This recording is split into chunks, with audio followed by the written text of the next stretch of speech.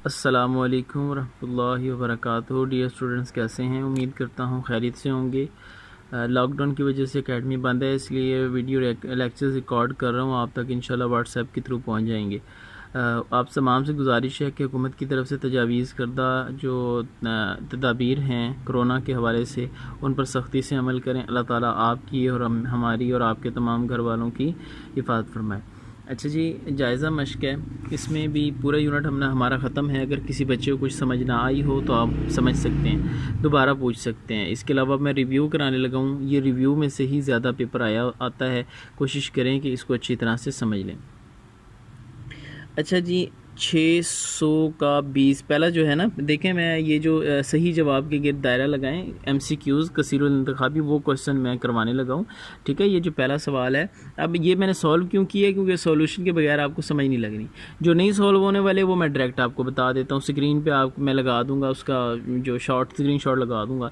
पहला सवाल लिखा है 600 का 20% क्या है। तो जब ये अदद आ जाए ना का, तो इसका मतलब होता है ज़रब है, मतलब 20% को हमने 600 से ज़रब देनी है। तो देखें 20% ज़रब 600 मैंने किया, तो फ़ीसद 20 का ख़त्म करना पड़ेगा ना। 20 तो कोई अदद ना हुआ है जब तक फ़ीसद लगा हुआ है, तो 20 का फ़ीसद ख़त्म करेंगे। तो 20 का फ़ीसद ख़त्म करने के लिए 100 से तकसीम करेंगे और ज़रब दे देंगे 600 के साथ। आप कैलकुलेट डायरेक्ट भी करेंगे, 20 तकसीम 100 ज़रब 600 करें तो 120 आंसर आ जाएगा।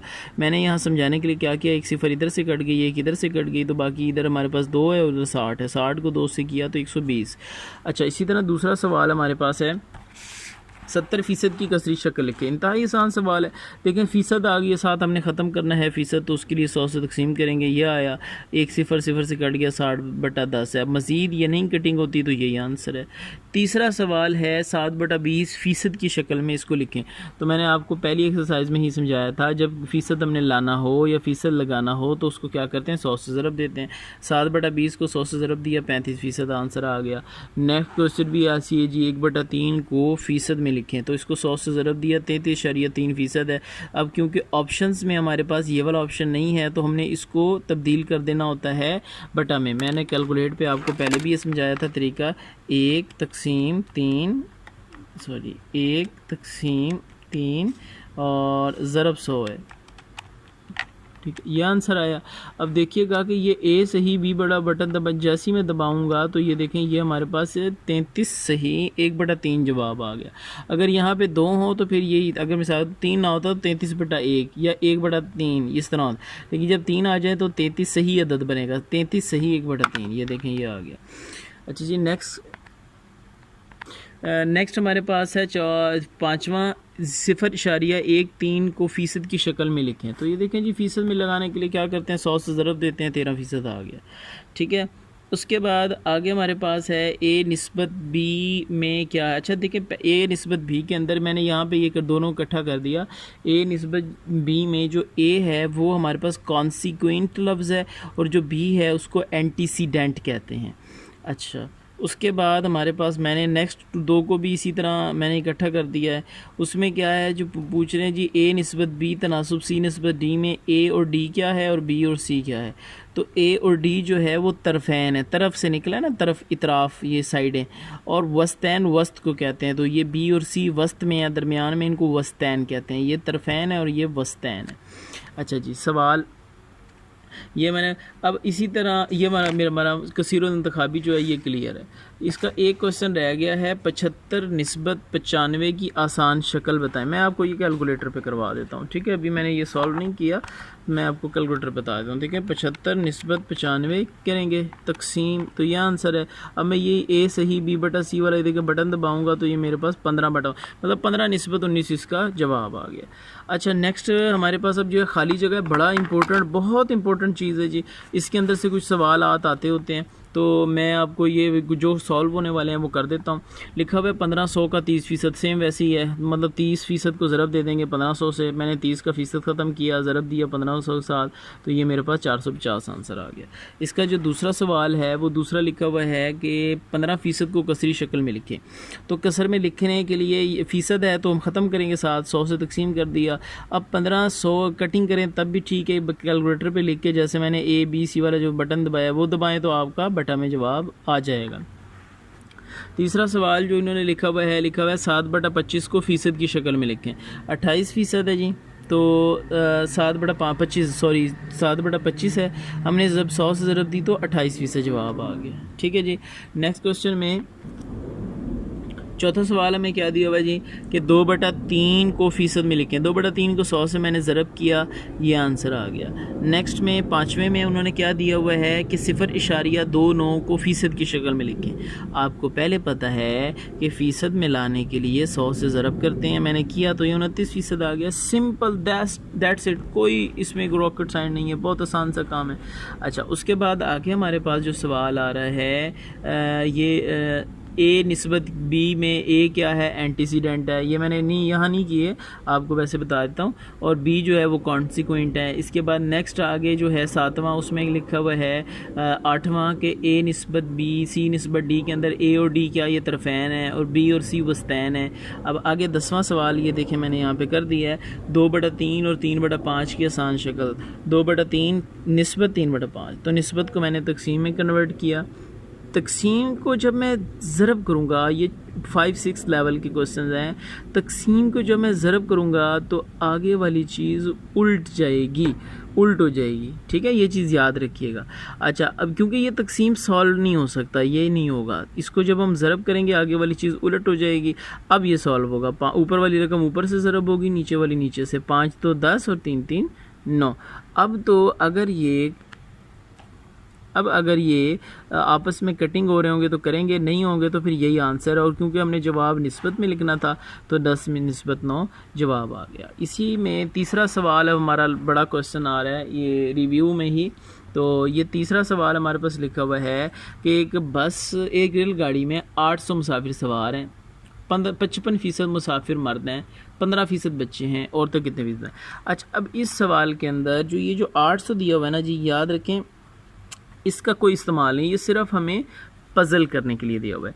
असल में हमने फ़ीसद में ही काम करना है। तो कुल फ़ीसद, आपको पता है कि कुल चीज़ जब फ़ीसद में हो तो वो 100% होती है। मर्द मुसाफिर 55% हैं, बच्चे मुसाफिर 15% है, तो ज़ाहिर है औरतें मालूम करनी है। तो ये 100 में से इन दोनों को निकालेंगे। लेकिन 100 में से मैंने 55 और 15 को इकट्ठे करके निकाल दिया, 100 में से 70 निकले, 30% ये औरतें आ गई। ठीक है जी, ये 30% ये इसका जवाब है। अच्छा, सवाल नंबर 4 है, अजीम अपनी आमदनी का 25% किराया मकान पर खर्च करता है, जबकि बकिया रकम का। अब ये बकिया रकम का मतलब बेटा ये है कि ये 25 में जो 100 है टोटल, उसमें से 25 दे दिया और बाकी में से 60 नहीं, जो बाकी बचा है उसका 60% है, घरेलू खर्चात पर खर्च करता है। ये अभी लास्ट में एक क्वेश्चन गुजरा है हमारा, आई थिंक 1.3 के अंदर। अच्छा, कह रहा है बचत 2100 रुपये हो। तो अब देखें थोड़ा सा मैंने लॉन्ग क्यों किया, समझाने के लिए, कंसेप्ट क्लियर करने के लिए। अब ये लिखा हुआ है अजीम की आमदनी 100% है, ठीक है, किराया मकान का खर्च 25% है, बकिया 75% है, घरेलू खर्चात हैं 60%, का 75% का, मैंने ये MCQ में बताया, का लफ्ज़ जब आ जाए तो ज़रब होगा। 75% का 60% है, तो 60 का फ़ीसद ख़त्म करके 75 से ज़रब दे दिया। अच्छा, अब यहाँ एक क्वेश्चन है कि इसका फ़ीसद क्यों नहीं सॉल्व किया, वो अभी हम सॉल्व नहीं करेंगे क्योंकि फ़ीसद में ही हम चल रहे हैं। ठीक है, ये बड़ा फ़ीसद है, ये हम सॉल्व नहीं करेंगे। इसको हमने किया, ज़रब दे दी 75 के साथ। अब 45% जो ये आया है, ये इस 100 के अंदर से, मतलब 25% अब किराया मकान जा रहा है और 45% घरेलू खर्चात जाएंगे। तो बचत देखें, 100 में से मैंने क्या, घरेलू खर्चात और ये जो किराया मकान है ये मैंने निकाला, तो 30% बचत आ गई है। अब 30% के लिए जो, क्योंकि उन्होंने जो हमें बचत की रकम दी है वो दी है 2100, तो 30% के लिए जो रकम है वो 2100 है। 1% के लिए जो रकम होगी वो मैंने 2100 को 30 पे तकसीम किया, 70 रुपये है। तो 100% ज़ाहिर है कुल आमदनी निकालनी है, 100% के लिए रकम जो है वो 70 ज़रब 100 7000 रुपये, ये हमारे पास टोटल आमदनी आ गई है। अच्छा, नेक्स्ट आगे देखें जी, 5वां सवाल है, एक स्कूल के 220 तलबा के लिए कुर्सियाँ, 110 जो है ना वो मेज़ें हैं तलबा की, 50 जो हैं कुर्सियाँ स्टाफ की हैं, 30 मेज़ें स्टाफ की हैं। तो ये निस्बत निकाली है, सेम, कोई आसान मुश्किल काम नहीं, आसान है जी। देखें, तलबा की कुर्सियों की तादाद 220, तलबा की मेज़ों की तादाद 110, इनमें निस्बत निकालनी है। ये आप ये 0 0 काटें, 22 और 11 आ गए, 11 कम 11 11 2 22, या डायरेक्ट कैलकुलेटर पे करें, हमारे पास आंसर आ गया। इसी का दूसरा पार्ट जो है तलबा की कुर्सियाँ 220 हैं, स्टाफ की कुर्सियाँ 50 हैं, तो इनमें निस्बत निकालनी है। ये आपके सामने आंसर आ गया है। इसका तीसरा आखिरी पार्ट है कि तलबा की मेज़ें 110 हैं, स्टाफ की मेज़ें 30 हैं, इनमें निस्बत निकाली तो ये आ गया। अच्छा, सवाल नंबर 6 हमारे पास क्या है कि एक मुसल्लस है, उसमें दो ज़ाविये हैं 48 डिग्री और 60 डिग्री।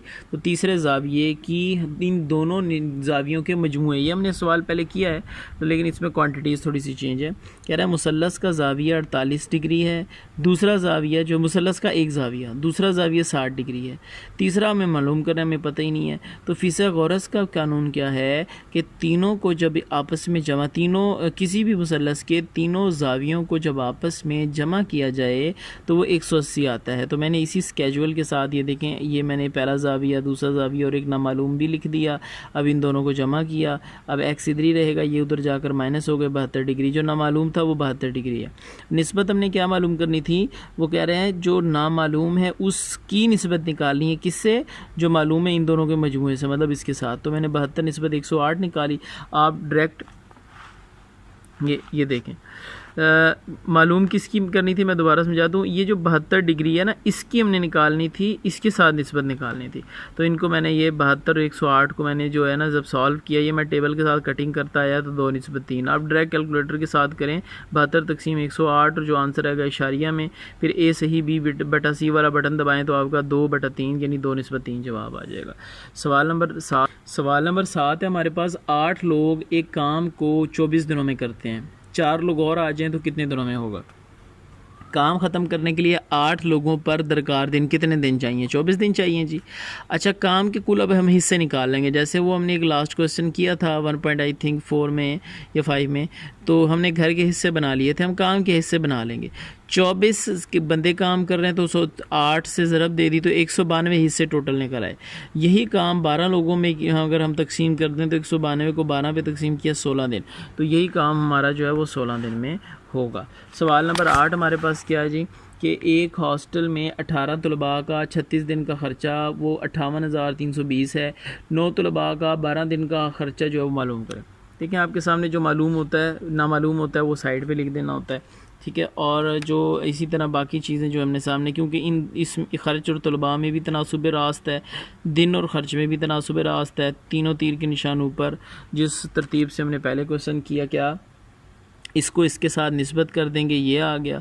18 को करेंगे 9 के साथ, और इसी तरह 36 को करेंगे 12 के साथ। देखिए ये अब ये और ये आपस में ज़रब हो जाएगा, x और ये ज़रब हो जाएंगे। देखिए ये 58,320 ज़रब 9 ज़रब 12 मैंने कर दिया, ये आंसर आया। अच्छा, उसी तरह मैंने ये यहाँ 18 और 36 को ज़रब कर दिया। आगे मैंने जब इनको सॉल्व किया तो ये 62,98,560 आया। तकसीम ये जो x के साथ इधर हमारे पास ज़रब हो रहा था, ये इधर आकर तकसीम हो गया। चाहे आप यहाँ पे आंसर निकाल के इधर ला के कर दें या इन दोनों को ऐसे लें यहाँ ला के कर लें, वो भी ठीक है। अच्छा, अब मैंने जब इनको तकसीम किया तो 9,720 इसका आंसर आ गया है।